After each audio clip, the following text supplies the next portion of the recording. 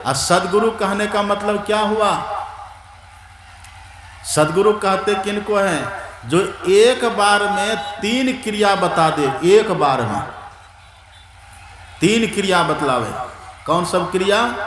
मंत्र का जप करने के लिए, और इष्ट का ध्यान करने के लिए, और बिंदु ध्यान करने के लिए।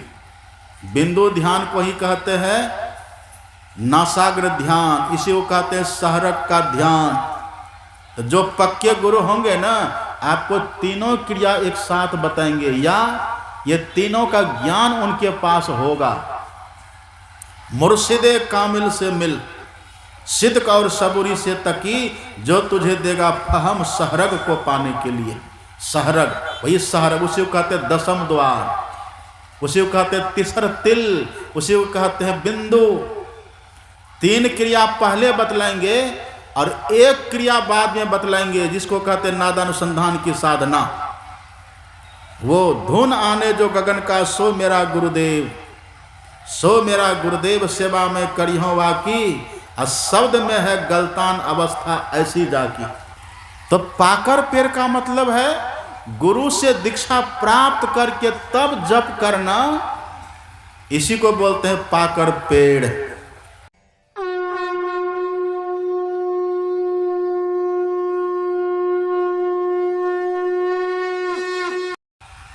अभी जो हम लोगों ने पाठ सुना है, श्री रामचरितमानस से आपने पाठ सुना। अभी भगवान शंकर और माता पार्वती का संवाद पाठ हुआ है। पार्वती माता को आश्चर्य है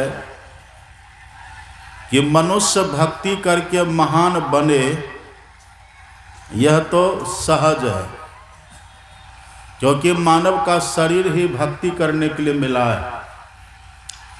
कोई मानव देह में रह करके भक्ति करके पराकाष्ठा को पाए, भक्ति के शिखर को छुए, महान बन जाए, संत बन जाए, यह तो सहज बात है।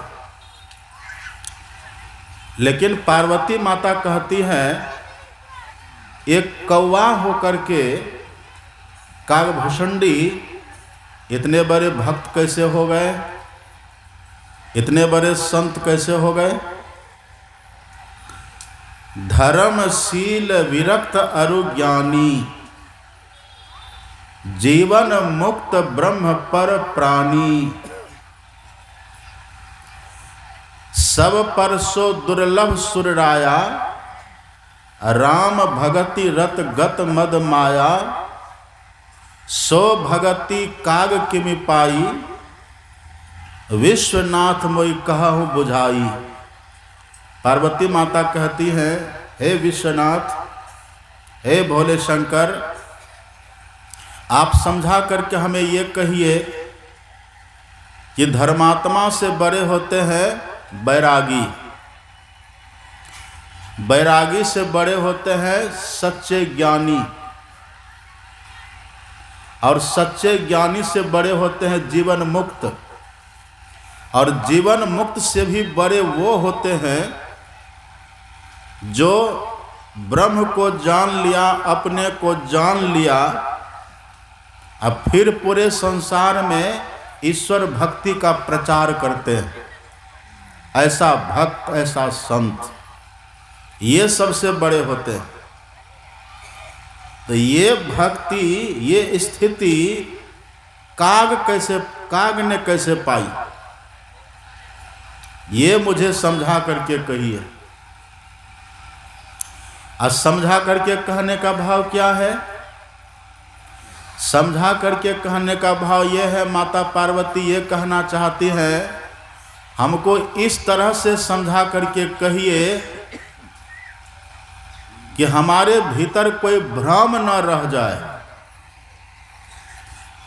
कोई प्रश्न न रह जाए, कोई जिज्ञासा हमारे भीतर बच न जाए। आप इस तरह से समझा करके कहिए कि सब भ्रम मेरे भीतर से निकल जाए। और हम लोग जो सत्संग करते हैं, हम लोग के सत्संग का उद्देश्य क्या है? पढ़िए पदावली, अपने सदगुरु महाराज जी ने क्या लिखा है। सदगुरु महाराज लिखते हैं, संशय दूर बहाय संत मत स्थिर करते। यदि हम सत्संग में जाए ना तो हमारे भीतर सत्संग को सुन करके कोई भ्रम न रहे। मतलब जिस विषय का पाठ हो, जो पाठ हो, उससे संबंधित किसी भी तरह का भ्रम हमारे भीतर बाकी न रहे, उसको हम बढ़िया से समझ लें। और दूसरी बात, दृढ़ ज्ञान समुझाए बोध दे कुबुद्धि को हरते। हमारे सदगुरु महाराज जी कहते हैं, ऐसा ज्ञान हो जाए हमारे भीतर में कि दृढ़ ज्ञान हो। दृढ़ ज्ञान का मतलब जो ज्ञान हिलाए हिले नहीं, जो हमारे ज्ञान को, जो ज्ञान को कोई बरगला न सके, जो ज्ञान को कोई झुठला न सके, न तर्क के आधार पर, न धर्म ग्रंथों के आधार पर, न शास्त्रों के आधार पर, ऐसा पक्का, ऐसा सुदृढ़ ज्ञान हमारे भीतर हो जाए और संशय सब समाप्त हो जाए, तब समझे अब हम सत्संग किए।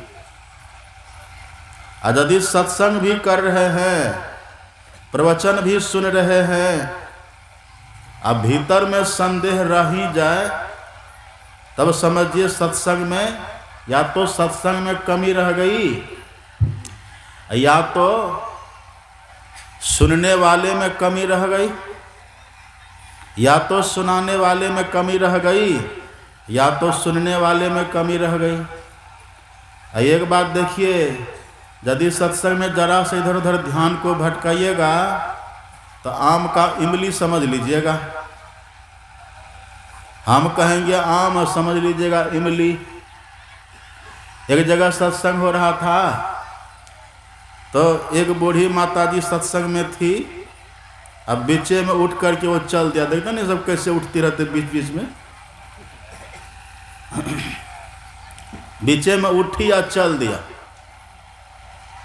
तो उधर जब गई, बाहर पंडाल के बाहर जब गई तो लोगों ने पूछा कहाँ गई थी माताजी। तो बूढ़ी ने कहा सत्संग में गए थे। तो कहा सुना, युवक सब थे, कहा कि माताजी सुने वहाँ। अरे क्या सुनेंगे, बाबा तो अकबक बकते हैं। क्या बके? तो कहा बाबा कह रहे थे दिल्ली में कुत्ता बीमार है।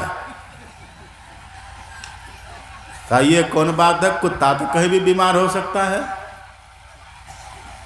अब युवक सब थे, कहा चलो बाबा से पूछते हैं बाबा ऐसा क्यों बोल रहे थे। 4-5 युवक सब साथ हुए और गए बाबा के पास। अब बूढ़ी माई भी साथ हो गई। जब बाबा के पास सब गए, युवकों ने कहा कि बाबा आप प्रवचन में क्या कह रहे थे कि दिल्ली में कुत्ता बीमार है। बाबा ने कहा कि नहीं तो हम ऐसा क्यों कहेंगे, हम तो भगवान की कथा सुना रहे थे, प्रवचन सुना रहे थे, अपने देश की महिमा सुना रहे थे। तो बूढ़ी बगल से कहती है बाबा होकर के झूठ बोलते हैं, गिरवा पहन लिए हैं, अब बाबा होकर के आप झूठ बोलते हैं। हम अपने कान से सुने हैं, आप बोल रहे थे दिल्ली में कुत्ता बीमार है। अब बेचारे बाबा परेशान। और युवकों का तब जानते हैं युवक सब, जहाँ बुढ़ों का संग वहाँ खर्चे का तंग, और जहाँ युवकों का संग वहाँ बाजे मृदंग। युवक तो युवक होता है। कहा कि बाबा आप यही सब प्रवचन करते हैं। तब बाबा ने सोचा आखिर ऐसा हम क्या बोल दिए, ये सब जैसा करा कि हम क्या बोले ऐसा। तब बाबा ख्याल करने लग गए, और ख्याल करते करते बाबा को ख्याल हो गया। तब कहता अरे रे हम ये नहीं बोल रहे थे दिल्ली में कुत्ता बीमार है। कहा तो काई माता जी को सुनने में भ्रम हो गया। कहा हम तो ये बोल रहे थे दिल्ली में कुतुब मीनार है। ये माता जी सुन गई दिल्ली में कुत्ता बीमार है। थोड़ा सा हेर फेर होगा ना तो आप बस सुनने का कुछ तो सुन लीजिएगा कुछ, यहाँ देखता आप कितनी संख्या में सब बैठे हैं, यहाँ तो आप सब हजारों की संख्या में बैठे हुए हैं। आप याद करिए, आप पढ़ेंगे ना, जब भगवान श्री राम चित्रकूट में रहते थे, पंचवटी में रहे, चित्रकूट में रहते थे, फिर पंचवटी में रहे भगवान, तो लक्ष्मण जी भगवान से जिज्ञासा करते थे। उनके भीतर जो संशय होता था, जो शंका होती थी, शंका समाधान करने के लिए लक्ष्मण जी जिज्ञासा करते थे और कहते थे भैया ये बात कैसे होगी। तो एक बार लक्ष्मण जी ने पूछा भगवान से कि भगवान माया किसको कहते हैं, ब्रह्म किसको कहते हैं, ज्ञान किसको कहते हैं, वैराग किसको कहते हैं, समझा करके कहिए। तब देखिए भगवान ने क्या कहा। देखिए भगवान कहते हैं सुनहु तात, हे तात सुनो। और देखिए वहां दूसरा कोई नहीं है, अभी मात्र एक लक्ष्मण जी है। अच्छा लक्ष्मण भी कैसे हैं, आपने कल सुना था लक्ष्मण जी के लिए। लक्ष्मण जी कैसे हैं, बोले लखन मधुर मृदु बानी, ज्ञान वैराग भगति रस सानी। देखिए लक्ष्मण जी कैसे हैं, ज्ञानी हैं लक्ष्मण जी पहले से। और तब भी भगवान कहते हैं सुनहु तात, हे तात, हे भाई सुनो।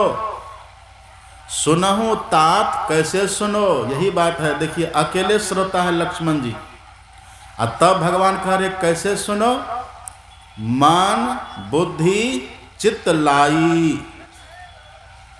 सुनहु तात मन बुद्धि चित्त लाई, थोरे मह सब कहूँ बुझाई। हे तात अपने मन को लगा करके सुनो, बुद्धि को लगा करके सुनो, चित्त को लगा करके सुनो, एकाग्र हो करके सुनो। मैं थोड़े में तुमको सब कुछ समझा करके कह दूंगा। ये कैसे सुनने के लिए कहते हैं भगवान, इसलिए बहुत सावधानी से सुनना चाहिए। और ये जो प्रसंग है ना, बड़ा विलक्षण प्रसंग है। ये जो भी पाठ आप सुने ना, बड़ा विलक्षण है। और हम तो आपको कहेंगे 3 दिन से जो अब तक आप सुने हैं ना, उन सब का निचोड़ है ये, निचोड़। इसलिए खूब बढ़िया से एकाग्र होकर के ध्यान दे करके सुनिए। पार्वती माता ने जब पूछा भगवान शंकर से कि प्रभु कागभूषुंडी इतने बड़े संत कैसे हो गए, कागभूषुंडी इतने बड़े भक्त कैसे हो गए, आप ये कृपा करके कहिए। तब भगवान शंकर ने कहा कि सुनो देवी, कागभूषुंडी ऐसा क्या किया है, क्या करने से इतने महान बने हैं, वो मैं आपको सुनाता हूं। और याद करिए मैंने प्रातःकाल कहा था ना आप लोगों को, ए बच्चा उधर ही जाओ, इधर मत आना, उधर ही घूमो। बहुत ध्यान से सुनिएगा। प्रातःकाल आपको मैंने कहा था ना, महापुरुष जो कहते हैं और महापुरुष जो करते हैं, वो केवल कहते और सुनाते नहीं है, वो इसीलिए सुनाते हैं कि वैसा हम भी करें। इसके लिए ये नहीं कि कथा कहानी है सुन लो हो गया, ऐसा नहीं कहते हैं। भगवान शंकर कहते हैं कि देवी सुनिए, आपने जो प्रश्न पूछा है ना, कागभूषुंडी इतने बड़े संत कैसे हो गए, इतने बड़े महान कैसे हो गए, तो सुनिए कागभूषुंडी जी आखिर ऐसा क्या किए। और भगवान शंकर के कहने का भाव है, जो कागभूषुंडी जी ने किया है वो यदि आप भी करेंगे तो आप भी महान हो जाएंगे, आप भी तब महान बनेंगे। तो ये कहने का भाव है भगवान शंकर का। अब देखिए कहते क्या है, हे पार्वती पहले तो ये सुनो कि जो काकभुसुंडी इतने बड़े संत हुए वे रहते कहाँ थे, वे काकभुसुंडी रहते कहाँ थे, पहले तो इस बात को सुनो। एक बात और सुन लीजिए बीच में, काकभुसुंडी ठीक है, लोग कहते काकभुसुंडी कौवा थे, ये भी ठीक है, ये कथा है, लेकिन काकभुसुंडी का अर्थ होता है, काग का अर्थ एक तो कौवा भी होता है, और काग का दूसरा अर्थ होता है जीव। काग कहते हैं जीवात्मा को, और भुसुंडी कहते हैं ज्ञानी को। तो जो ज्ञानी जीव होता है उसी को कहते हैं काकभुसुंडी। अब देखिए भगवान शंकर कहते हैं, हे पार्वती वो काकभुसुंडी रहते कहाँ थे, पहले तो इस बात को सुनो। और इसका मतलब आप ये भी समझ लीजिए, भगवान शंकर ये कहते हैं ये जीवात्मा रूपी काकभुसुंडी रहता कहाँ है, अर्थात आप और हम रहते कहाँ हैं, ये भी भगवान शंकर सुना रहे हैं। अभी तो आपसे कोई पूछेगा न कहाँ रहते हैं, तो चट से कह दीजिएगा नौलखी रहते हैं। कहाँ रहते हैं, कह दीजिएगा करवैली रहते हैं। लेकिन ये आपका असली परिचय नहीं है। नौलखी में, करवैली में, खुर्दा में, चकमका में, उधर जदवा पट्टी, ये सब में तो आपका शरीर रहता है। आप कहाँ रहते हैं? आंख खोल के बैठिए, मटकी मत मारिए, आंख खोल के बैठिए, घुटना को नीचे करिए, पलथी मारिए सब।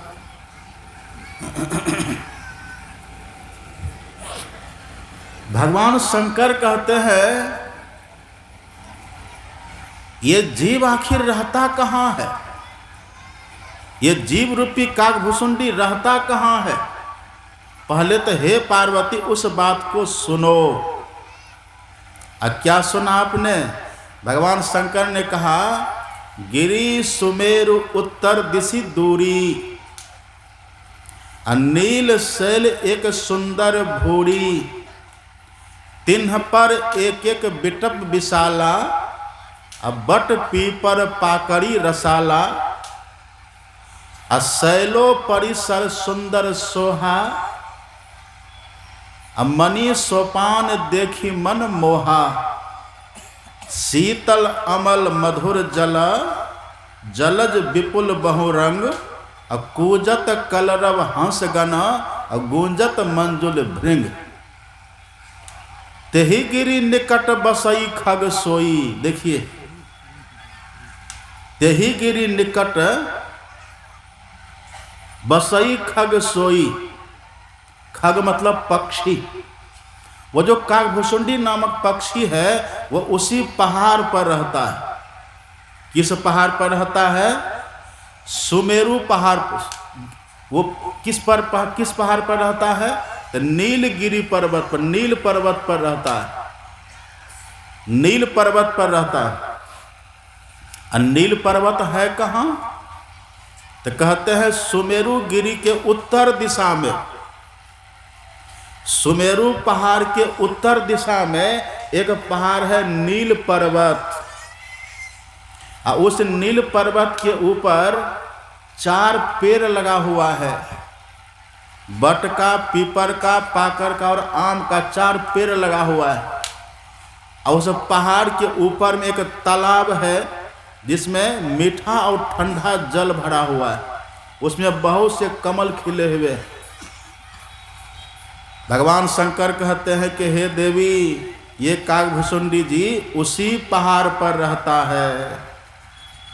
मतलब भगवान शंकर ये कहते हैं आप और हम सब जो जीवात्मा रूपी काकभुसुंडी जी है ना, जो जीवात्मा आप और हम हैं, वही पहाड़ पर रहते हैं, उसी पहाड़ पर हम लोग रहते हैं। आप कहिएगा कि बाबा कैसी अटपटी बात करते हैं, हम कैसे पहाड़ पर रहते हैं? आप कहते हैं नील पर्वत पर रहते हैं, सुमेरु गिरी है, चार पेड़ है, तालाब है, ये तो हम देखते ही नहीं हैं। रहते हैं हम, लेकिन हम देखते कहाँ हैं? आश्चर्य हो रहा है कि नहीं? हम देखते कहाँ हैं? तो अभी देखिए हम आपको दिखा देते हैं। आप और हम वहीं रहते हैं। यदि आपसे कोई पूछे ना कहाँ रहते हैं, तो कह दीजिएगा नील पर्वत पर। कहाँ कहिएगा? नील पर्वत पर। इसका मतलब ये नहीं कि आप थाना में जाइए दरोगा साहब के पास और दरोगा साहब पूछे कहाँ रहते, तो कह दीजिए नील पर्वत पर, 2 डंडा देगा। एक बतक्कर नील पर्वत पर रहता है। नील पर्वत पर उनको कहिए जो ज्ञानी पुरुष आपको कोई पूछे, कोई संत आपको पूछे कहाँ रहते हैं, तो कह दीजिए नील पर्वत पर। यदि वो सच्चा ज्ञानी होगा तो बात को समझ जाएगा। और जब दरोगा साहब पूछे कहाँ रहते हैं, तो कह दीजिए नौलखी। तो दरोगा भी समझ जाएंगे और इधर संत भी समझ जाएंगे। एक बात और देखिएगा, जब हम लोग मरेंगे ना, जब शरीर हमारा छूटेगा, तब यही प्रश्न आपसे जमराज भी करेगा, जमदूत भी आपसे पूछेगा, है ना। पलटूदास जी कहते पूछे धर्मराज जब भाई, वहाँ पर पूछेगा। धर्मराज पूछेंगे कहाँ रहते थे, और कह दीजिएगा नौलखी, तो 2 गदा देंगे वो, तुम नौलखी में रहता था। और यहाँ दरोगा को कहिएगा, पूछेगा कहाँ रहते थे, तो कह दीजिए नील पर्वत, तो दरोगा 2 डंडा देगा। तो ज्ञान को सीख करके रखना है। ये दरोगा को आप बोलिएगा कि हम रहते हैं नौलखी में, लेकिन यदि कोई संत महापुरुष पूछे और धर्मराज जब आपको पूछेगा कहाँ रहते थे, तो आप कह दीजिएगा नील पर्वत पर रहते थे। और फिर धर्मराज ये भी देखेगा कि ये जो कह रहा है, ये सुनी सुनाई बात कह रहा है, ये कुछ जानता भी है। धर्मराज जो होता है ना, धर्मराज मन की बात को जानते हैं। आपके मन में क्या चल रहा है वो भी देखते हैं। ऐसा नहीं कि मुख में राम बगल में छुरी, धर्मराज वो भी पहचानते हैं। इसीलिए तो सत्संग की महिमा है। इस सत्संग में आपको विवेक जगेगा। बिनो सत्संग विवेक न होई, राम कृपा बिनो सुलभ न सोई। बिना सत्संग के विवेक नहीं जगता, और जब तक ईश्वर की कृपा नहीं होती तब तक ये सत्संग किसी को नहीं मिलता। अब सुनिएगा ध्यान से, बहुत ध्यान से सुनिए। भगवान शंकर कहते कि हे देवी, सुमेरु पर्वत के ऊपर में है नीलगिरी पर्वत, और उसी नीलगिरी पर्वत पर काकभुसुंडी रहते हैं। अब आप ये सुनिए पहले कि सुमेरु पर्वत किसको कहते हैं, सुमेरु किसको कहते हैं। आप सुमेरु में से सु को हटा दीजिए, तब तो क्या बचेगा उधर? सुमेरु में से सु को हटाइए, क्या बचेगा? मेरु बचेगा। हम लोग का जो शरीर है, इसमें एक हड्डी है जिसका नाम है मेरुदंड। जानते हैं किधर रहता है वो? पीठ में रहता है, पीछे कमर से लेकर के यहाँ तक वो आता है, और यहाँ आकर के इस आकार का हो जाता है। इधर से नीचे से शुरू होता है, कमर के नीचे से शुरू होता है, यहाँ तक आता है। उसी को बोलते हैं मेरुदंड। वही है मेरुदंड। और उसी मेरुदंड में कई चक्र बने हुए हैं। उसी मेरुदंड में मूलाधार चक्र है, उसी मेरुदंड में स्वाधिष्ठान चक्र है, उसी में मणिपूरक है, उसी में अनाहत है, उसी में विशुद्ध है। सब चक्र उसी में बना हुआ है। वही जो मेरुदंड है, उसी को योगियों की भाषा में सुमेरु पर्वत कहा गया है। वही है सुमेरु पर्वत। ये शरीर में ही है, हम लोग की जो पीठ है ना, उधर है मेरुदंड। उसी मेरुदंड में 6 चक्र बना हुआ है। सबसे ऊपर है अज्ञा चक्र। अब देखिए, इसी मेरुदंड के ऊपर में भगवान शंकर कहते हैं, इसी सुमेरु पर्वत के ऊपर में भगवान शंकर कहते हैं नील पर्वत है, नीलगिरी पर्वत है। एक बात और सुन लीजिए आप ध्यान से, भगवान शंकर जिस पर्वत का वर्णन किए ना, वो आप बाहर में खोजिएगा कहीं नहीं मिलेगा।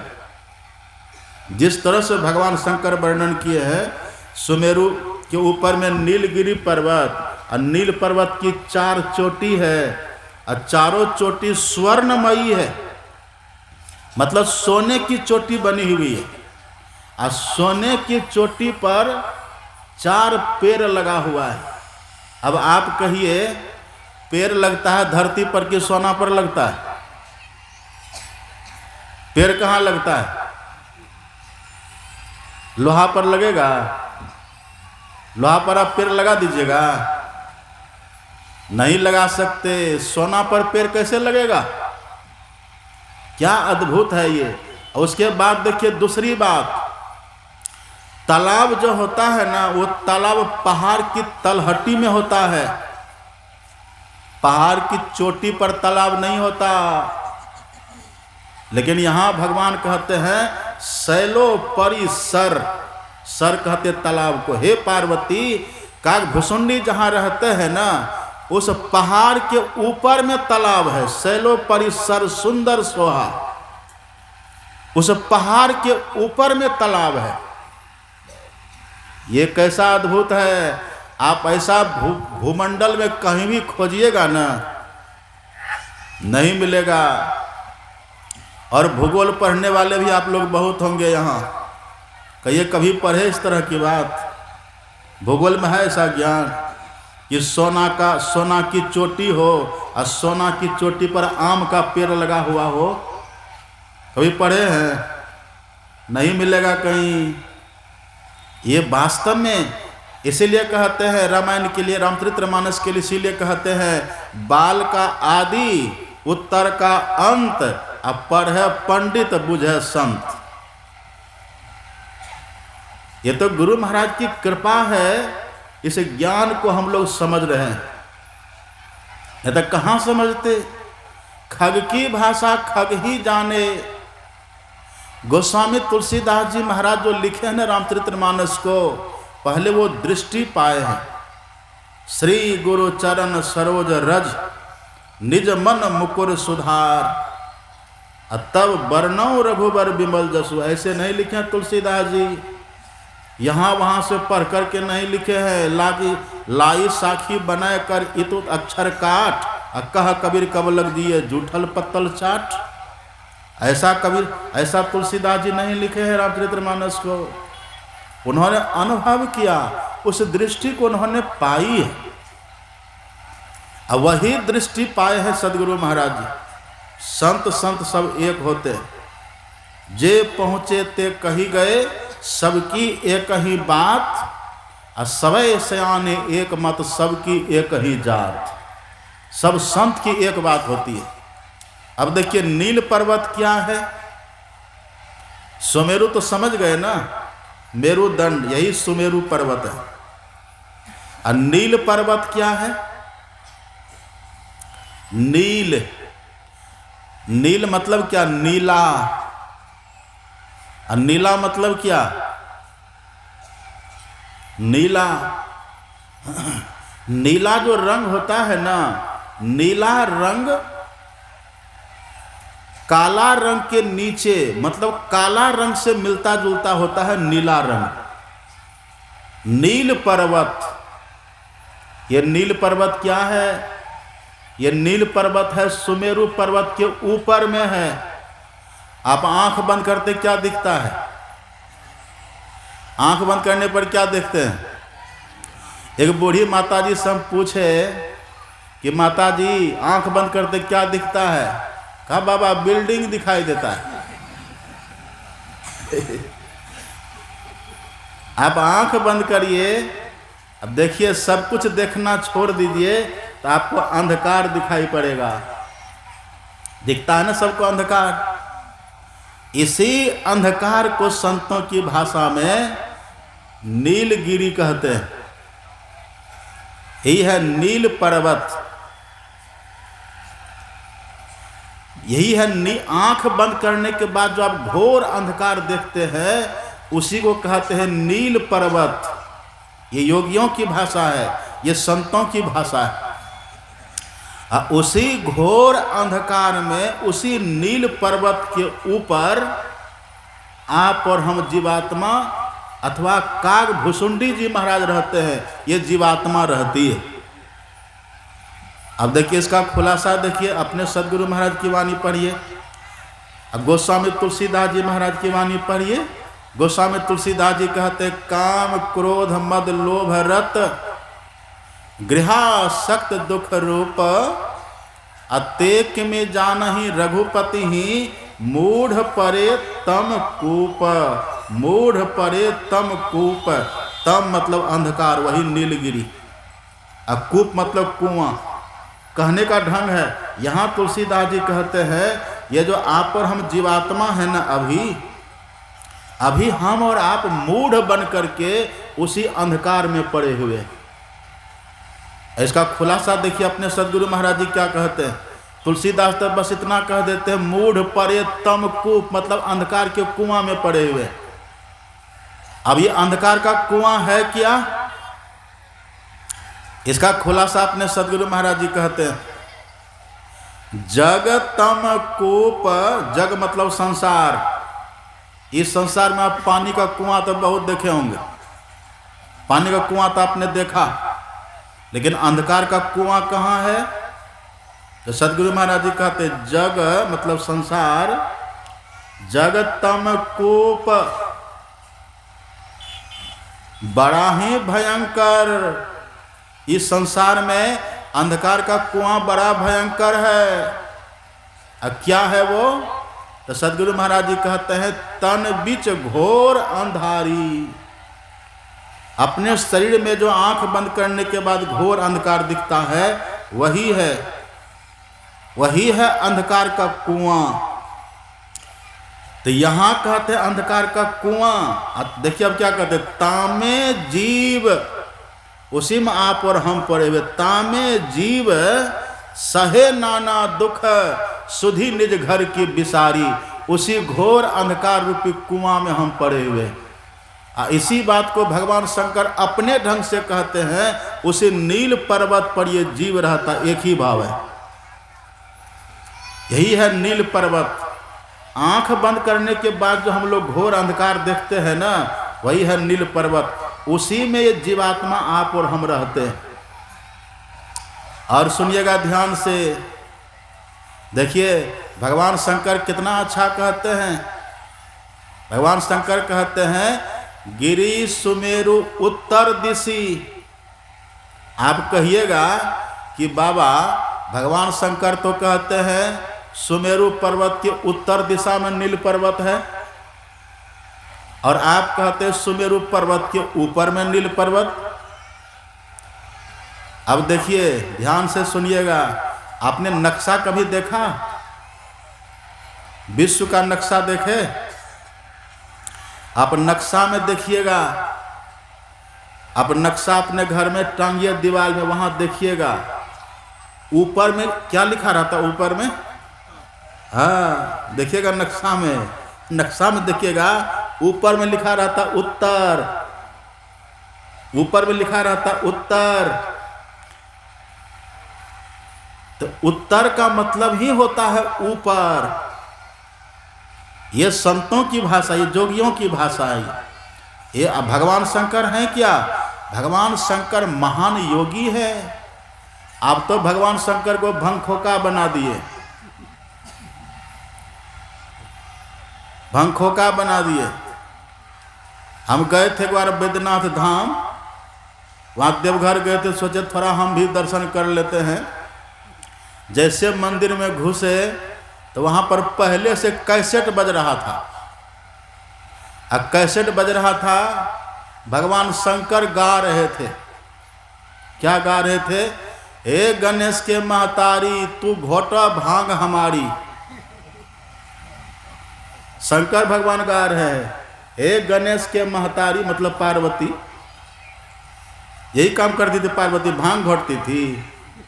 यहां सुनिए क्या करती थी माता पार्वती। हे गणेश के महतारी तू घोटा भांग हमारी, अब तुम बिनु रह लो पर भांग बिनु रहा न जाई। ये कैसेट गा रहा था वहां।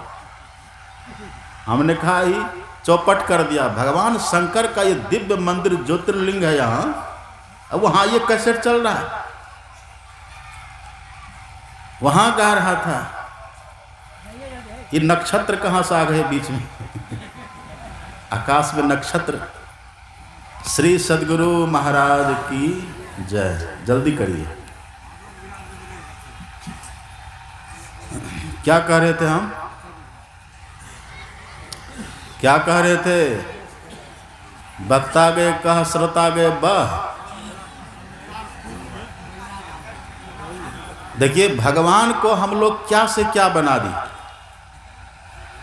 एक व्यक्ति को हम बोले खैनी खाते हैं जी, कहा ना। हाथ में देखे खैनी का दाग, देखते खैनी खोखा सबको देखिएगा हाथ में खैनी लटाने का दाग रहता है। तब ने कहा ये हाथ में क्या है? कहे तो भगवान शंकर की बूटी है।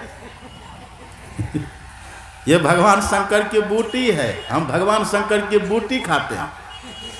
देखिए लोग क्या कहते हैं। भगवान शंकर, हमारे सद्गुरु महाराज जी कहते थे भगवान शंकर महायोगी हैं और भगवान शंकर महान सत्संगी हैं। अब जो भी पुराण उठा करके पढ़िए, सभी पुराणों में आप पढ़िएगा, माता पार्वती प्रश्न करती है और भगवान शंकर उत्तर देते समाधान करते हैं। अब माता पार्वती जब भगवान शंकर से जिज्ञासा करती है ना, कोई कथा पूछती है, तो माता पार्वती अकेले नहीं होती। माता पार्वती की गोद में गणेश और कार्तिकेय भी होते हैं। पूरा परिवार मिलकर के सत्संग करते हैं भगवान शंकर।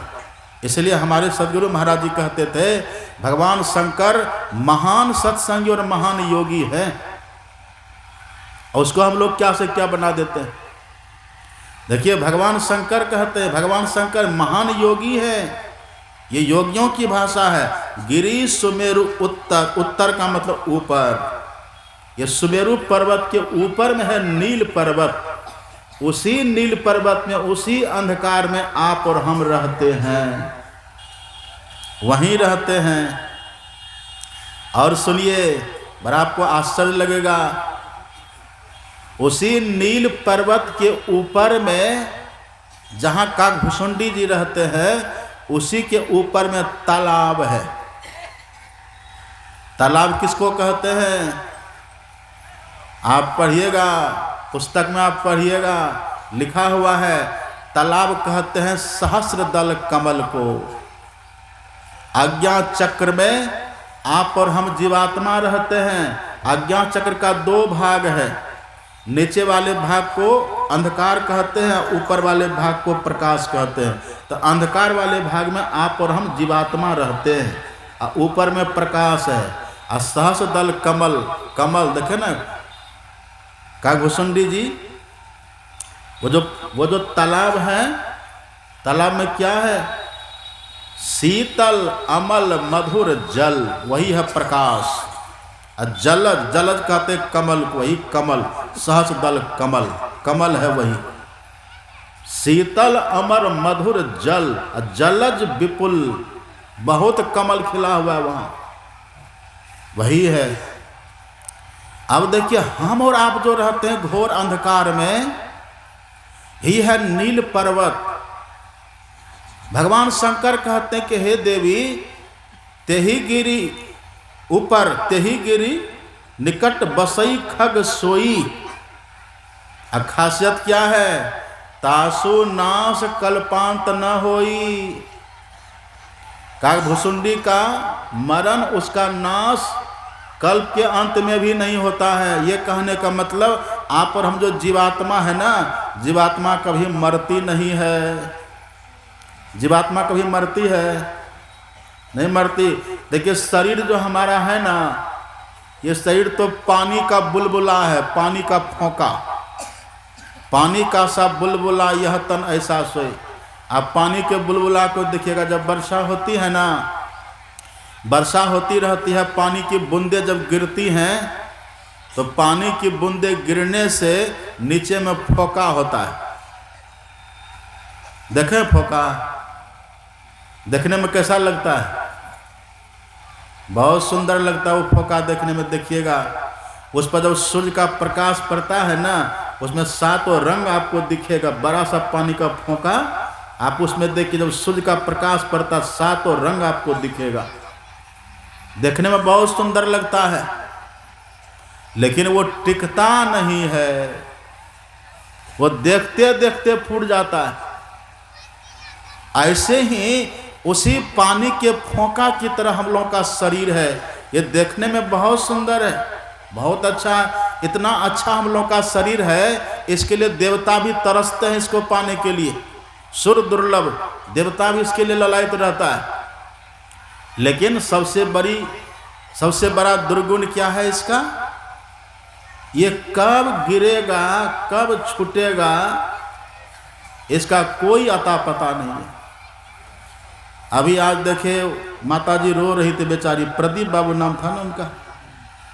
हम यहाँ जितने बार पहले सत्संग में आते रहे, हमारे आदरणीय प्रदीप बाबू कितनी मेहनत करते थे, एकदम मेरे साथ लगे रहते थे। प्रदीप बाबू और हमारे शेषव बाबू साथ ही रहते थे पहले बराबर, और आगे रहते थे सब काम, और एकदम युवा थे अभी वो। कोई कल्पना भी नहीं किए होंगे, सोचे भी नहीं होंगे कि यही समय उनके जाने का है। कोई सोचे होंगे? लेकिन देखा एक छोटा सा उनका बच्चा है, राम की तरह दिव्य लगता है, सुंदर देखने में लगता है। माताजी रो रही थी, फपक फपक करके आंख से अश्रुधारा। कितना सुंदर शरीर है, पर ये कब गिरेगा, कब क्या होगा, इसका अता पता किसी को नहीं, कोई नहीं जानते। पर याद रखिए, इसके भीतर जो आप और हम है ना, ये कभी नहीं मरते। भगवान शंकर कहते तासु नाश कल्पांत न होई। कल्प का अंत होगा, संसार में प्रलय होगा, ये संसार मिटेगा, तब भी हम रहेंगे, आप और हम तब भी रहेंगे। तासु नाश कल्पांत न हो। इस जीवात्मा का नाश कभी नहीं होता।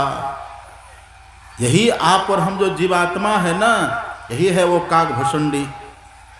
लेकिन अभी क्या हो गया है, अभी जो हम लोग है ना, ये अंधकार रूपी नील पर्वत पर रहते हैं, नील पर्वत पर रहते हैं। अब भगवान शंकर कहते कि हे देवी, वो जो काकभुसुंडी जी थे ना, वो काकभुसुंडी जी महाराज, वो रहते थे नील पर्वत पर, भक्ति करते थे यहीं, लेकिन भक्ति में वो पूर्ण हो गए थे। अब सुनिएगा ध्यान से, आप और हम ही वो नील पर्वत, वो काकभुसुंडी आप और हम ही है, वो जीवात्मा, वो काकभुसुंडी हम ही लोग हैं। अब भक्ति हम लोगों को, हम सभी जीवात्मा को भक्ति करनी कैसे चाहिए? तो भगवान शंकर कहते हैं जिस प्रकार से वो काकभुसुंडी जी ने भक्ति करी है, उसी तरह से हम लोगों को भी भक्ति करनी चाहिए। तो कैसे भक्ति करते थे? अब ध्यान से सुनिएगा। 4 पेड़ है ना उस पर, कौन सा पेड़ है? बट, पीपर, पाकर और आम, 4 पेड़ लगा हुआ है। और चारों पेड़ के पास बैठ करके काकभुसुंडी जी 4 काम करते थे। चारों पेड़ के पास बैठ करके 4 काम करते थे काकभुसुंडी जी महाराज। पहला पेड़ है बट का, बट कहते बरगद को। बरगद का पेड़ देखे आप? बरगद का पेड़ देखे हैं ना? देखिए बरगद के पेड़ में एक खासियत होती है, इसी बरगद पेड़ की छांव में बैठ करके काकभूषुंडी जी महाराज सत्संग करते थे। बट तर कह हरि कथा प्रसंगा, आवही सुनहि अनेक विहंगा। ये बट का पेड़ किसको कहते हैं? आप बरगद के पेड़ को देखिएगा, बरगद की जड़ होती है, पेड़ की जड़, पेड़ विशाल होता है। अब फिर से देखिएगा उसके डालियों से जटा निकलती है, देखिए इनको।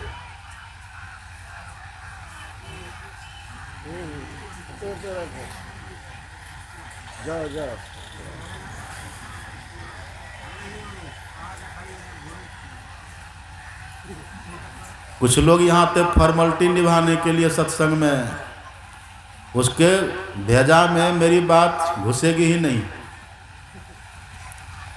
और वो जब बैठेंगे तो उर्कुसी लगा रहेगा कब वो दाएं बाएं झांकते, कब मौका मिले कि उड़े यहाँ से। क्या कह रहे थे हम? आप देखिए बरगद के पेड़ को, एक तो मेन जड़ होती है ना, मूल जड़, वो एकदम नीचे तक, और उस फिर देखिएगा उसके डालों से जटा निकलती है। अब वो जटा भी निकलते निकलते बढ़ते बढ़ते धरती में समा जाती है, धरती में समाती है। सत्संग में जो वक्ता हो ऐसा ही वक्ता होना चाहिए। बट तर का हरि कथा प्रसंगा, बट पेड़ की तरह वक्ता होना चाहिए। अब आप कहेंगे कि बाबा ये बट पेड़ क्या होता है? बट पेड़ की तरह वक्ता का मतलब क्या है? देखिए जैसे बट वृक्ष का, जैसे बट वृक्ष की एक मूल जड़, आप उस जड़ के बारे में जानिएगा। उसकी जो मूल जड़ होती है ना, वो पानी तक पहुंचा हुआ होता है, जानते हैं ना? मतलब पानी को वो खींचता है, पानी को खींच करके पूरे पेड़ को सींचता है वो। लेकिन देखने वाले को क्या लगता है, ये जितने दूसरे दूसरे जड़ है ना, डालियों से निकली हुई जड़ जो है, दूसरी जड़, वो जड़ लगता है कि वही पेड़ का मूल है, लगता है। लेकिन वो सब जो जड़ होता है ना, उतनी गहराई तक नहीं जाती जितनी गहराई तक ये मूल जड़ जाती है। ऐसे ही वक्ता होते हैं, जो सच्चे वक्ता होते हैं ना सत्संग के, उनकी जो सूरत रूपी मूल जड़ होती है, सूरत, वो सूरत रूपी मूल जड़ ईश्वर से लगी होती है, परमात्मा से लगी होती है उधर। लेकिन उनकी जो बुद्धि होती है ना, उनकी बुद्धि में वेद की वाणी, गीता की वाणी, रामायण की वाणी रूपी जड़ें, छोटी छोटी जड़ें। तो लोगों को क्या लगता है कि ये जो सुना जो रहा है ना सत्संग, ये इसीलिए सुना रहा है क्योंकि इसके पास में गीता का ज्ञान है, इसके पास में रामचरितमानस का ज्ञान है, इसके पास में वेद वेदांत का ज्ञान है, इसीलिए सुना रहा है। इसीलिए नहीं सुना रहा। यदि केवल गीता पुराण का ही, रामायण और वेदांत का ही ज्ञान केवल रट करके होता ना, तब वो काकभूषुंडी के सत्संग की महिमा नहीं होती। उनकी जो सूरत है, उनकी जो मूल जड़ है, सूरत है, वो ईश्वर से लगी होती है। उनको रस वहाँ से मिल रहा है, उनको ऊर्जा वहाँ से मिल रही है, उनको विवेक वहाँ से मिल रहा है। लेकिन उसी ज्ञान को, उसी ऊर्जा को, उसी रस को वो ग्रंथों के वाक्यों से लोगों को सुनाते हैं। तब लगता करे ये सत्संग। और वो सत्संग जब होता है ना, भगवान शंकर कहते देवी जब काकभूषुंडी जी सत्संग करते थे ना, तो वहाँ श्रोता बन करके मैं भी जाता था। ऐसा सत्संग जब होता है तो वहाँ श्रोता बन करके देवी देवता भी आते हैं। जब कोई बट की तरह बकता रहे, जिसकी सूरत, जिनकी वृत्ति अपने इष्ट से लगी हुई हो, ईश्वर से लगी हुई हो, और जिनकी बुद्धि में वेदांत ज्ञान हो, जिनकी बुद्धि में धर्म शास्त्रों का ज्ञान हो, उस सत्संग की महिमा है। उस सत्संग में देवी देवता भी आते हैं। इसलिए तुलसीदास जी लिखते, विश्व उपकारित व्यग्रचित सर्वदा त्यक्त मदमनुकृत पुण्य राशि जत्र तिष्ठन्ति तत्रैव अज सर्व हरि सहित गच्छन्ति क्षीराब्धिवासी। ऐसे महापुरुष जहाँ सत्संग करते हैं वहाँ ब्रह्मा विष्णु महेश सहित 3300 करोड़ देवी देवता पधारते हैं। आपको दिखेगा नहीं, दिखेगा नहीं, लेकिन यदि वो नहीं रहे तो सत्संग की महिमा भी तब नहीं रहेगी। सत्संग की महिमा नहीं रहेगी। इससे ज्यादा भीड़ तो नेताओं के भाषण में होता है, इससे ज्यादा भीड़ तो वहां होती है, लेकिन वो भीड़ पैसों पर होती है। लोग पैसा दे दे के तब बुलाते हैं। यहां पर किन्हीं को घूस मिला है? कहिए। यहां सदगुरु महाराज जी बिराज गए। अब गुरु महाराज जी को यहां से केवल आप यहां हमको बैठाइए, ये पूरा मैदान खाली हो जाएगा, कोई नहीं रहिएगा। और सदगुरु महाराज जी जो विराजमान है ना, इसीलिए आप लोग यहां बैठे हुए हैं। और सदगुरु महाराज जी विराजमान है, इसलिए सभी देवी देवता यहां विराजमान है। भले दिखता नहीं है आपको, पर सब विराजमान रहते हैं। यही सत्संग करते थे काकभुसुंडी जी महाराज। बट तर कह हरि कथा प्रसंगा, आवही सुनहि अनेक विहंगा। बट पेड़ के नीचे बैठ करके सत्संग करते थे। अब देखिए और क्या करते थे वे काकभुसुंडी जी महाराज। सत्संग के बाद, ये तो धर्म कथा बाहर सत्संग ये करते थे, और अंतर सत्संग ध्यान अभंगा। ध्यान जो करते थे काकभुसुंडी जी महाराज, तो ध्यान में जो सबसे पहला काम करते थे वो करते थे जप। क्या करते थे? मंत्र का जप करते थे। और आप लोगों को गुरु महाराज जी ने क्या सिखाया है? सबसे पहले एक मंत्र का जप करिएगा, यही सिखाया ना हम लोगों को गुरु महाराज। देखिए वही यहां भगवान शंकर कहते हैं कि देवी वो जप करते थे, लेकिन जप कहां करते थे? भगवान शंकर कहते हैं जाप यज्ञ पाकर तर करई। पाकर पेड़ के नीचे बैठ करके जप करते थे, पाकर पेड़। और हम लोग भी जितने संत मत के अनुयायी हैं ना, वो सब भी पाकर पेड़ के नीचे ही बैठ करके जप करते हैं। आपको कोई पूछे न जप कहाँ करते हैं, तो कह दीजिएगा पाकर पेड़ के नीचे। अब फिर पूछेगा कैसे, तब क्या कहिएगा? तो अब सुनिए क्या कहिएगा। जो हम आपको सुना तो वही आप वहां सुना दीजिएगा। पाकर पाकर पेड़, इसका भाव है। भाव क्या है? पाकर का मतलब होता है प्राप्त कर। पाकर प्राप्त कर, इसका मतलब क्या हुआ? अपने से मंत्र को जपिएगा तब लाभ नहीं होगा। मंत्र जो जपिए पाकर जपिए। किन से पाइएगा? गुरु से। किस गुरु से पाइएगा?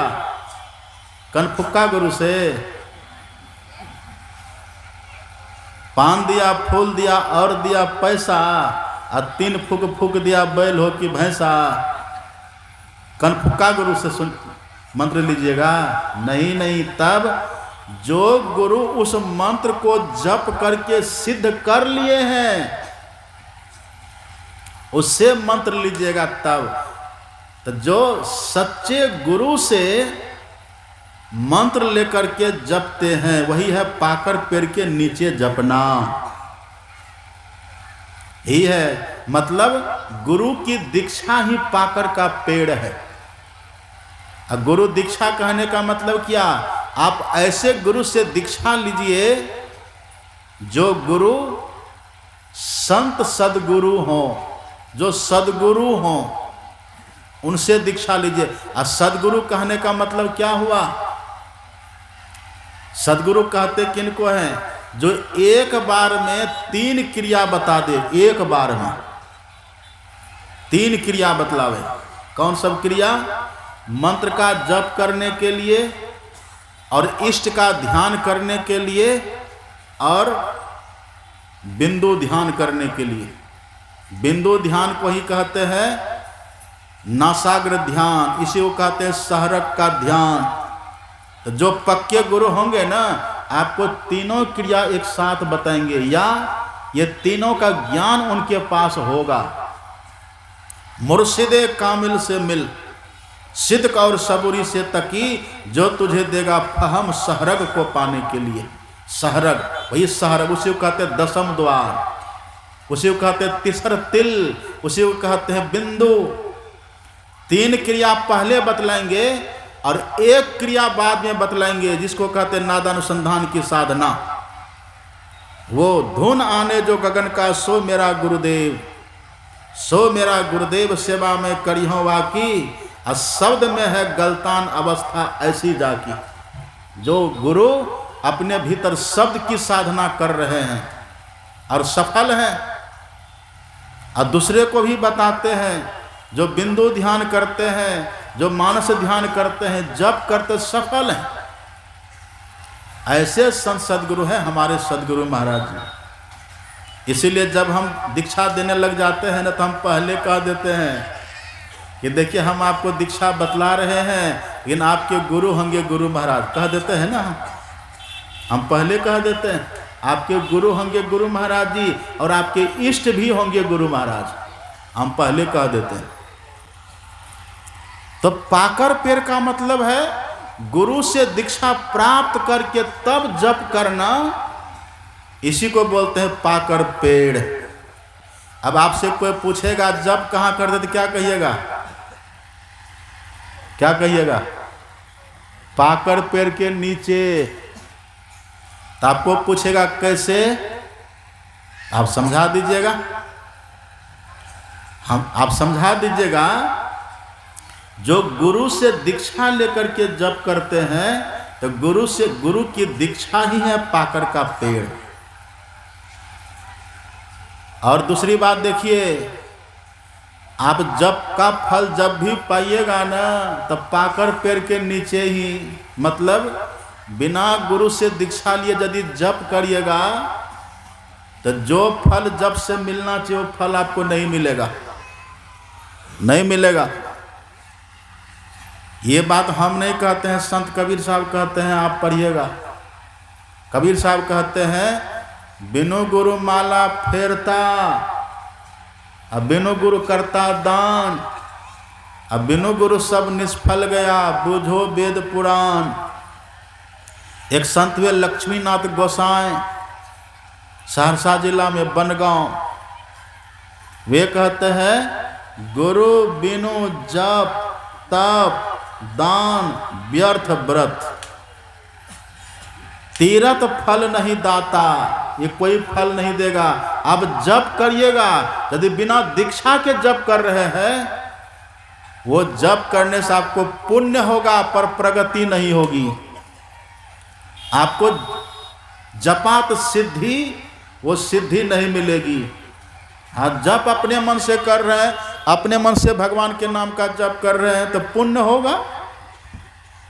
उस पुण्य के फल से आप स्वर्ग जाएंगे। और जैसे पुण्य की पूंजी समाप्त हो जाएगी, फिर स्वर्ग से धक्का मार करके अपना नरक में गिरा दिए जाएंगे। इसीलिए कबीर साहब कहते हैं, बिनु गुरु भक्ति परे जम फांसी। बिना गुरु दीक्षा के आप भजन भक्ति करके भी जम के फंदा में पड़िएगा। हम बोल रहे हैं क्या? हम बोल रहे हैं? कौन बोल रहे हैं? कबीर साहब बोल रहे हैं, बिनु गुरु भक्ति परे जम फांसी, जम की खाएगा मार। गुरु की भक्ति कटे जम फांसी, जम के मुख पर छार। निगुरा क्या जाने। तो गुरु से जुक्ति जान करके तब मंत्र को जपिए, वही होगा पाकड़ पेड़ के नीचे। अब सुनिए थोड़ा सा और, मंत्र को कैसे जपिएगा।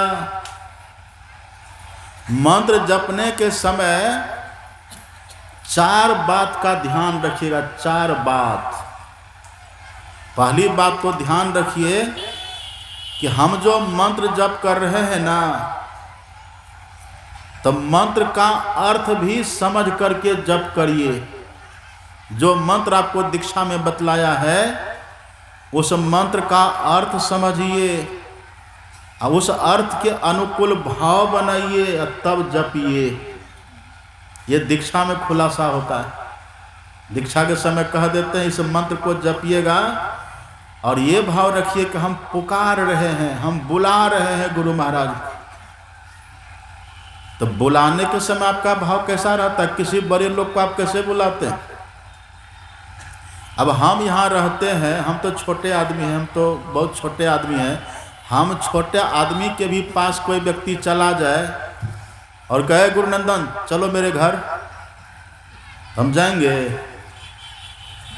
कैसा आदमी है, कैसे बोल रहे हैं चलो मेरे घर? नहीं जाएंगे।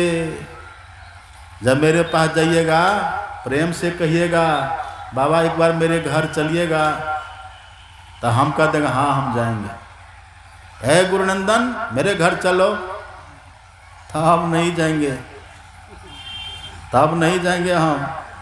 तो जब हम ही नहीं जाएंगे, हम अदना सा आदमी, छोटा आदमी, और जो पूरी सृष्टि के मालिक हैं परमात्मा, आप उनको बुला रहे हैं, कैसे बुलाइएगा?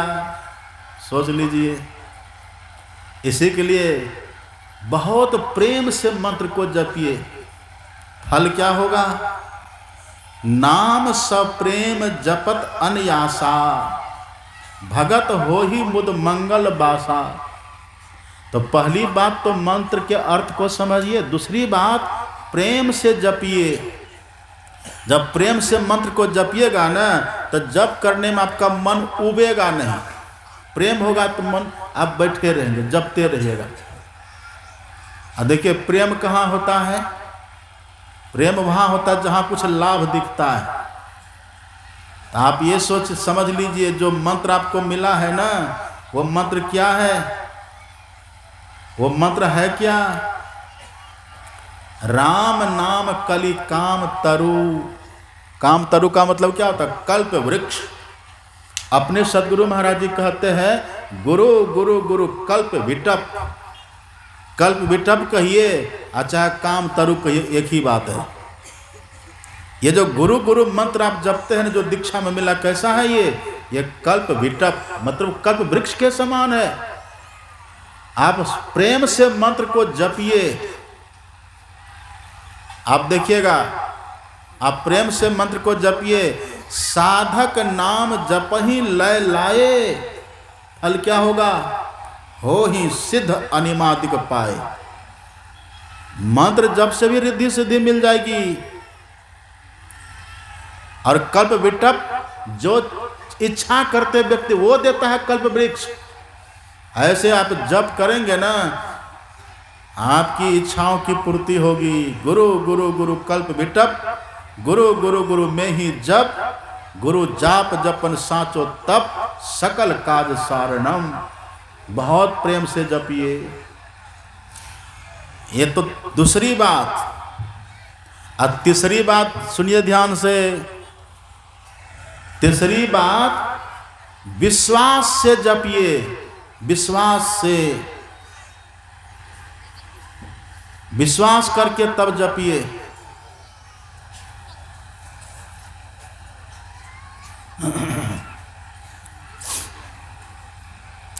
श्री सद्गुरु महाराज की जय। क्या कह रहे थे हम? क्या कह रहे थे? विश्वास से जपिए। सुनिए, विश्वास क्या करिएगा? 2 विश्वास करिए। पहला विश्वास तो ये करिए, हम जो मन ही मन जप कर रहे हैं ना, गुरु महाराज जी सुन रहे हैं। ये विश्वास रखिए मन में। आप ये मत सोचिए कि हम जो जप कर रहे हैं गुरु महाराज सुन नहीं रहे हैं।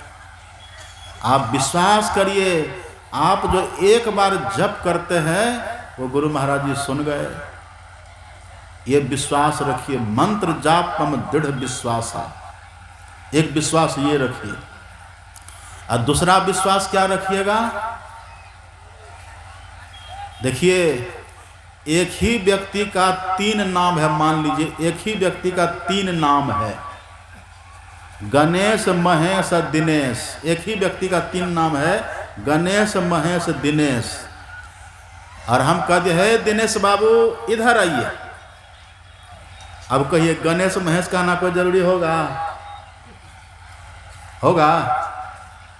जब उसी का तीनों नाम है, गणेश भी उन्हीं का नाम, महेश भी उन्हीं का नाम और दिनेश भी उन्हीं का नाम, तो जब हम कह दिए गणेश बाबू इधर आइए, तब महेश दिनेश कहना जरूरी होगा?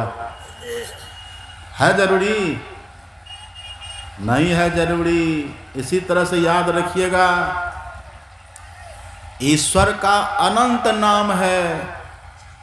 राम भी ईश्वर का नाम है, कृष्ण भी ईश्वर का ही नाम है, शिव भी ईश्वर का ही नाम है, पार्वती, गणपति, सूर्य, काली, भगवती, दुर्गा, ये सब ईश्वर का ही नाम है। और गुरु भी ईश्वर का ही नाम है। सब नाम ईश्वर का ही है। तो यदि हम गुरु मंत्र जप कर लिए तो दूसरा मंत्र बोलना जरूरी है? जरूरी है। ये ऐसे नहीं कि भोला भगत बन के कह दे जरूरी नहीं है। नहीं, विश्वास आपको तब जमेगा जब इस बात को आप समझ लीजिएगा, तब विश्वास जमेगा।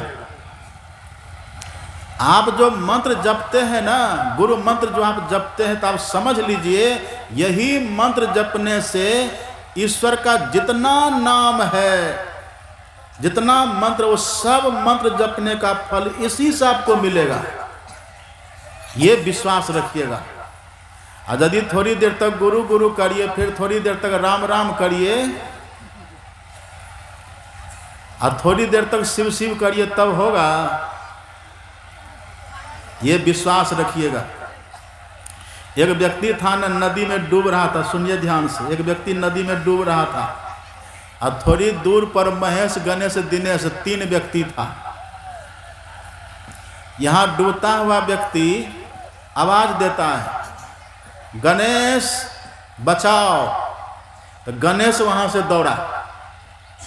अब जब तक गणेश आएंगे तब तक कहता महेश बचाओ। अब गणेश सोचता वो ये तो महेश को बुला रहा था, तो गणेश वहीं से लौट जाता है। अब जब तक महेश आता है तब तक कहता दिनेश बचाओ। अब महेश सोचता अरे ये तो दिनेश को बुला रहा है। महेश वहीं से लौट गया। गणेश भी लौटा, महेश भी लौटा और दिनेश भी लौटा, वो डूब करके मर गया। यदि एक ही को बुलाता तो आकर के बचा लेता कि नहीं? ये विश्वास रखिए। गुरु मंत्र आप जपते हैं ना, सब नाम के जपने का फल आपको इसी से मिलेगा। ये विश्वास रखिए। और मंत्र जो हम जपते हैं वो सुन रहे हैं, ये विश्वास रखिए। और सब नाम ईश्वर का ही है। हमने यदि गुरु गुरु जप लिया तो ईश्वर सुन गए। अब दूसरा नाम लेने की जरूरत नहीं है। आप सो करके भी उठिए तो गुरु गुरु करिए, कोई मिले भी तब भी आप जय गुरु करिए, मंत्र जपिए। और देखिए जो सच्चे होते हैं ना, वो तो अपने बच्चों का नाम भी गुरु के नाम पर ही रख लेते हैं। एक बहन जी को हम पूछे क्या नाम है, कहा कबूतरी देवी। एक लड़का से पूछे क्या नाम है, कहा खदेरन सिंह बखोरन। गुरु मंत्र में बड़ी निष्ठा श्रद्धा, ये पाकड़ पेड़ के नीचे बैठ करके जप करना। और दूसरा काम क्या करते थे, आम छाह कर मानस पूजा। आम पेड़ के निकट बैठ करके मानस पूजा करते थे। आम छाह कर मानस पूजा। आम छाह, ये आम छाह क्या है? ये आम का पेड़ क्या है? आम का पेड़ है, आम का पेड़ जो है ना, आम का अर्थ होता है संस्कृत में हाँ। आम मतलब हाँ, जैसे इंग्लिश में होता है ना यस, हाँ का इंग्लिश में होता है यस, ऐसे संस्कृत में होता है आम। आप हाँ में कह देते हैं आम, आम मतलब हाँ, और हाँ मतलब अस्ति, अस्ति मतलब आस्तिक भाव। तो जिनको अपने इष्ट के प्रति बहुत आस्तिक भाव, आस्था रहती है, उसी को होगा मानस ध्यान। जिनको गुरु महाराज में बहुत श्रद्धा होगी, बहुत प्रेम होगा, बहुत निष्ठा होगी, अपने इष्ट में जिनको बहुत निष्ठा होती है, उसी का मानस ध्यान बनता है। आप कभी भुज्जा खाए? चावल का भुज्जा, भिंडी की सब्जी खाए? आप भिंडी की सब्जी खाइएगा, दांत के खोडर में जाके फंसेगा वो, पक्का। ये अनुभव सबका होगा, मेरा भी है। भिंडी की सब्जी जैसे खाए, वो जाके दांत के खोडर में फंसेगा, और जब वो फंसेगा तो आपकी जीभ कहाँ रहेगी? कहिए, जिभ्या कहाँ रहेगी? वहीं पर टकराती रहेगी। वो रास्ते चल रहे हैं तब भी जिभ्या वहीं टक टक टक टक करेगी, अकेले कहीं लेटे हुए तब भी जिभ्या वही काम करेगी, टक टक टक टक, वहीं पर जीभ टकराती रहेगी, वहीं पर। तो जो चीज़ फंस जाता है ना, जिभ्या वहीं टकराती है। इसी तरह से जिसमें हमारी आस्था होती है ना, हमारा मन वहीं लगता है। ये आम आस्था का प्रतीक है, ये आम आस्तिकता का प्रतीक है। तो जिनको गुरु महाराज में बहुत प्रेम होगा। अब प्रेम कब होता है? प्रेम किस में होता है? अब तो समय नहीं है, क्या हम बताएं आपको। आइएगा छर्रापट्टी, छर्रापट्टी में 22, 23, 24 अप्रैल, छर्रापट्टी में वहाँ और खुलासा अभी थोड़ा संक्षेप में सुना देते हैं। वहाँ आइएगा, याद रहेगा ना तारीख, 22, 23 और 24 अप्रैल, वहाँ छर्रापट्टी आइएगा। और अगला साल 26 में फिर इसी गांव में हम 9 दिन आपको सुनाएंगे, पक्का पूरे 9 दिन। सबसे बड़ा अंक कौन होता है? सबसे बड़ा अंक 9, सबसे बड़ा अंक होता है 9। हम आपको 9 दिन तक सुनाएंगे, यही सब बात सुनाएंगे। तो तैयारी अभी से करिएगा, ये नहीं कि 9वां दिन आप आइएगा तब कुछ नहीं मिलेगा। जितनी भीड़ अभी है ना, इतनी भीड़ पहला दिन लगाइएगा, लगाइएगा। अब ये दे दें क्रिया, क्रिया नहीं देंगे लेकिन अपने से क्रिया खा लीजिए, संकल्प कर लीजिए कि अगला साल जो 9 दिन यहाँ कार्यक्रम होगा ना, हम पहले दिन से आना शुरू करेंगे। आज से 12 महीना है ना, आप अभी से 9 दिन की तैयारी करिए, अभी से आप 9 दिन की तैयारी करिए। हम जो 9 दिन आएंगे, एक दिन भी, एक टाइम भी गैप नहीं करेंगे। छर्रापट्टी में भी इतनी भीड़ पहले दिन लगनी चाहिए। छर्रापट्टी में 22 अप्रैल को इतनी ही भीड़ वहाँ लगनी चाहिए, तब न सब सुनिएगा, तब सुनेंगे। ये देखिए, जिनको अपने इष्ट में बहुत प्रेम होगा। अब प्रेम कब होगा? प्रेम होता कब है? प्रेम आपको तब होगा जब आपको गुरु महाराज के प्रति कोई संदेह मन में नहीं रहेगा,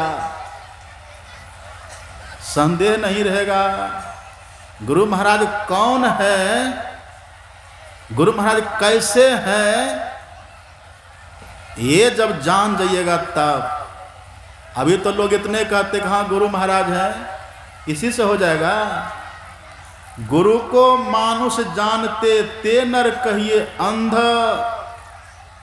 महादुखी संसार में आगे जम का फंद। और जो काम गुरु महाराज से होगा ना, ईश्वर देव पितर परिजन सो होत न यह उपकार। यह होवत में ही गुरु से ही गुरु की अमित बलिहार। जो काम गुरु महाराज करेंगे हम लोगों का, वो काम न तो ईश्वर कर सकते हैं, न तो कोई देवी देवता कर सकते हैं, न तो हमारा पितर कर सकते हैं।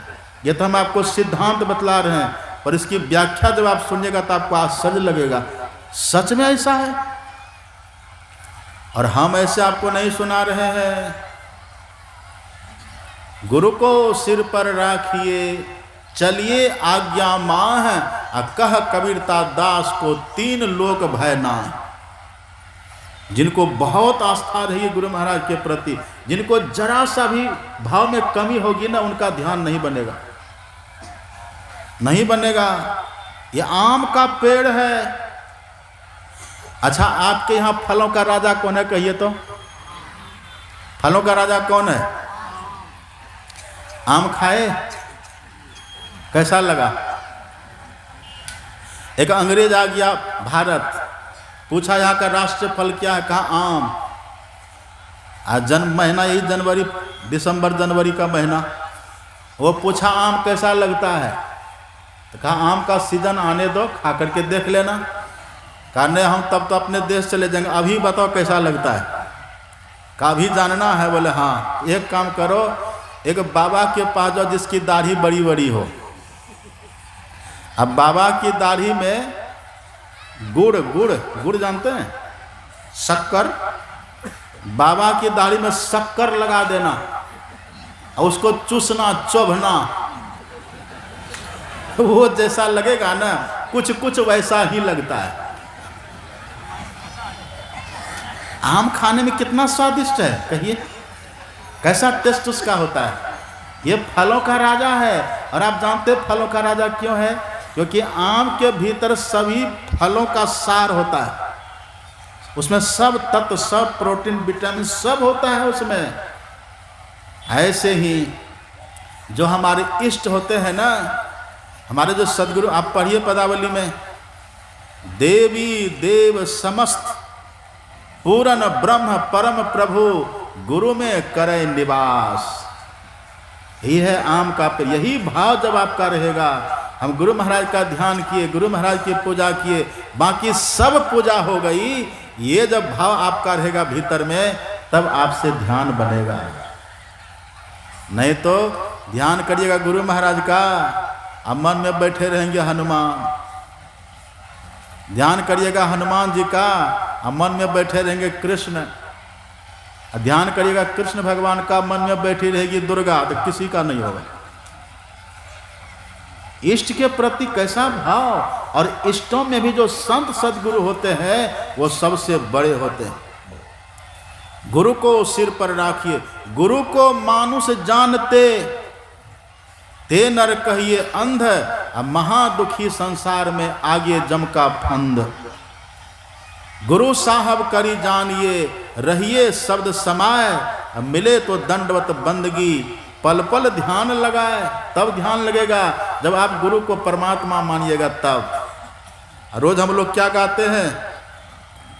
मंगल मूर्ति सतगुरु मिलवे सर्वाधार, मंगल में मंगल करण बिनवो बारंबार, ज्ञान उदध्यरु ज्ञान घन, सतगुरु शंकर रूप। आगे पढ़िए, ब्रह्म रूप सतगुरु नमो, प्रभु सर्वेश्वर रूप, राम दिवाकर रूप गुरु। देखिए अंतिम में क्या कहते हैं? नमो नमो सतगुरु नमो, जासम को न आन, अब परम पुरुष होते अधिका, गावे संत सुजान। ये भाव जब रहेगा ना, और तब जब ध्यान करने के लिए बैठिएगा तो फट से ध्यान लगेगा। यही है आम का पेड़। इष्ट के प्रति आस्था, आस्तिक भाव, निष्ठा, ये जब भाव रहेगा तब ध्यान लगेगा। गुरु साहब करी जानिए, रहिए शब्द समाओ, मिले तो दंडवत बंदगी, पल पल ध्यान लगाओ, तब ध्यान लगेगा। कैसा ध्यान, कैसे ध्यान करिएगा? आठ पहर निरखतर हो जैसे चंद्र चकोर, जैसे चंद्र चकोर पलक से टारत नाही। जैसे चकोर चंद्रमा को देखते रहता है, ऐसे जो अपने भीतर में गुरु महाराज को देखते रहेंगे उनका ध्यान बनेगा। और उधर पीपर तरुतर ध्यान सुधर, पीपर पेड़ के नीचे ध्यान करते थे। पीपर पेड़ के नीचे दो ध्यान करते थे, एक बिंदु ध्यान, दूसरा नाद ध्यान। ये तो हम लोग भी करते हैं। हम लोग एक मंत्र का जप करते हैं, गुरु महाराज का ध्यान करते हैं, बिंदु ध्यान करते हैं, और ये तीनों क्रिया में सफल होने के बाद चौथा ध्यान नाद ध्यान करते हैं। अब इसका और खुलासा हम करेंगे छर्रा पट्टी में। छर्रा पट्टी में गुलछर्रा चलेगा, तो वहां आइएगा। सब आइएगा ना, हाथ उठाइए। 22 तारीख को कौन सब आइएगा वही सब हाथ उठाइए, सब उठाइए।